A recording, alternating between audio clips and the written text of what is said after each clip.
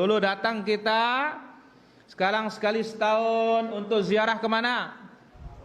Makam Selaparang, Bintaro, Sekarbela, Luang Balo, Ali Batu, Batu Layar, kuburan Tainacong, keramat Tainacong. Kasar itu bukan dakwah. Keras itu beda dengan kasar. Apa itu kasar? Fazzon kalau dalam Al-Quran. Walau kunta fazzon, kalau kamu kasar. Fabima rahmatim minallah lintalahum. Dengan rahmat Allah kamu bisa berlaku baik kepada mereka. Kalau engkau kasar, gholizul qalbi, hatimu keras, kejam, lam faddu min haulik, mereka akan kabur dari sekitarmu, wahai Muhammad sallallahu alaihi wasallam. Jadi kasar itu nggak ada tempatnya dalam dakwah.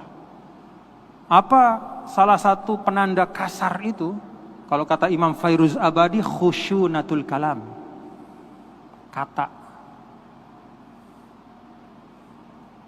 Kata yang khusyunah itu, yaitu tadi kasar itu. Ada umpatan, ada hujatan, ada hinaan. Itu bukan dakwah itu. Jadi lembut, keras, tegas, dalam 3 ruang itulah dakwah. Kasar bukan dakwah. Dan saudara-saudara sekalian, Rasulullah SAW tidak pernah mencontohkan kasar dalam dakwah, itu nggak pernah. Nggak pernah. Kita baca saja, mau di Mekah, mau di Madinah, selalu mengutamakan kelembutan. Ketika perang itu keras, tapi tidak kasar. Perang nih, keras. Maka di dalam Al-Quran pun ketika bicara ayat-ayat perang itu keras nadanya, keras, tapi nggak kasar. Wa qatilul ladzina yuqatilunakum, dan perangilah orang yang memerangi kalian. Kan keras itu, tapi nggak kasar. Jadi kekasaran itu bukan bagian dari dakwah. Kelembutan, keras, ya. Kalau selama Anda bisa tegas dalam kelembutan, gunakan itu. Sebagaimana Rasulullah SAW lebih sering menggunakan itu di dalam dakwahnya. Ada masa-masa tertentu ketika perang, ketika menghadapi musuh yang sangat nyata. Itu keras memang. Keras, ada ketegasan, lebih nyata lagi tegasnya. Tapi nggak kasar.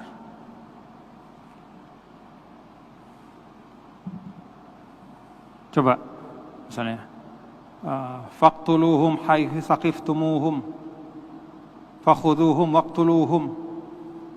Maka bahasa kita, tangkap mereka, lalu lawan mereka, bunuh mereka karena mereka membunuhmu. Itu di perang, keras, tapi nggak kasar. Kenapa? Karena banyak sekali ya di dalam ayat-ayat itu selalu dikaitkan dengan sikap dari mereka, dibalas setimpal.